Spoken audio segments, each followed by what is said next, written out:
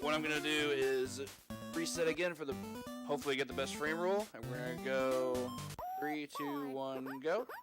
There we go. You have to wait till it fades to black to start, so.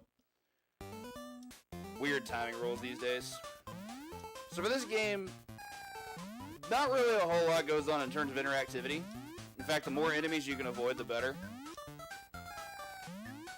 It's all about just getting your jumps in there and making sure you don't hit too many obstacles. Those purple letters are a very good example of an obstacle. Once we complete a level, we then move on to pick our letter. This is just all menuing here, and it's the reason we go for specific frame rules. Which I didn't get a good one. Most of the good frame rules start with W. You're also looking for specific audio cues there at the start of the stage. Primarily you want to get only single voice audio cues as opposed to double voice. Double voice takes time. However, single voice is, while optimal, also incredibly difficult because it's generally frame perfect. This will take us into that level. I'm actually pretty happy with that because there's a really hard jump in this level that I was able to nail. Not too shabby. One thing to note about the letters, the letter you're going to pick is always going to be in a specific range based on the stage that you just completed. Generally in the range of the first letter of the stage. For example, for the swamp, everything you can pick from is going to be around S. Moving on to the forest. This is actually, to me, one of the more unusual stages for the run. Particularly for these big jumps here. 1 and 2. For those that haven't seen it, if you make a bad jump with Mickey and you crash land, that takes a lot of time because he has to get up and dust himself off and recover, and you don't want that. You want things to be as smooth as possible. I've already had a couple bad cutscene skips, but at least the stages have been good.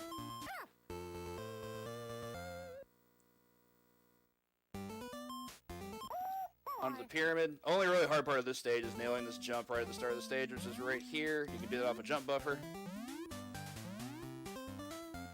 Shoutouts to the Safari and Letterland crew for getting that one.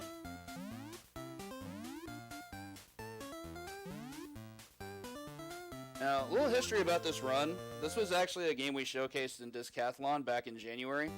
And that's where I learned the run and picked it up. Even though I didn't end up participating in the marathon, I definitely fell in love with this run. Pretty bad letter there. O's never what you want.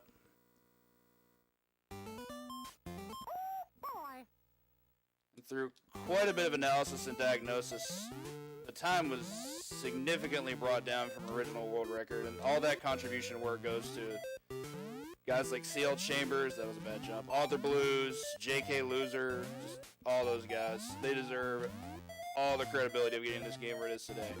And of course myself, because I was willing to push this as much as I have. Put in way too many attempts trying to grind the time down.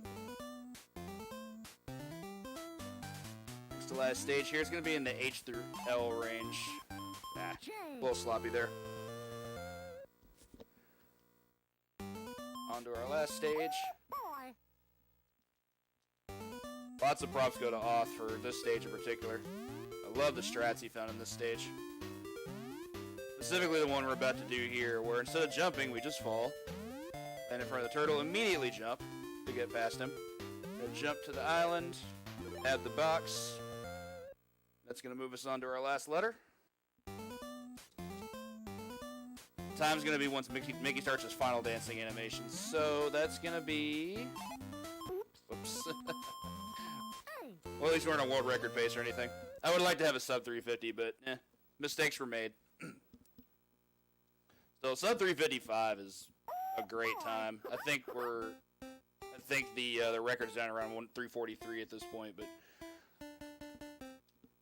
Truth told, if you ever want to get into NES speedrunning, this is honestly a great place to start. Unless you're trying to go for specific frame rules or something, this game is really, really interesting.